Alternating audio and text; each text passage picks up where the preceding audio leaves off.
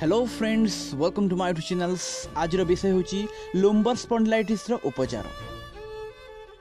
Lumbar spondylitis एक प्रकार arthritis. एही रोगरे हाड़ भितर थिया तल पदार्थ सुखी जाए। एही रोगरे चिकित्सा करा न गले साधारणतः मेरुदंडर अस्थि क्षतिग्रस्त हुए। 40 वर्ष टपिया परे उभय पुरुष और महिला क्षेत्र में यही लक्षण देखा जाय पारे। भूल भावे बसिबा काम करिबा एहार एक मुख्य कारण। बसिबा और चलवा बेले मेरुदंड सीधा न रखिबा, अधिक समय दुई चकिया जानरे बसिबा, कंप्यूटर निकट में घंटा घंटा धरी बसी रहिबा, बेक झुकाई फोन रे अधिक समय गपिबा, कैल्शियम अभाव हेले एही रोग होई पारे। चिकित्सा करा न गले कटी बा ग्रीबार जंत्रणा हुए।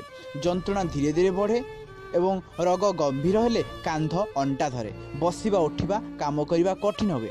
एही रोग क्षेत्र में शीघ्र चिकित्सा ही सफल चिकित्सा अटे।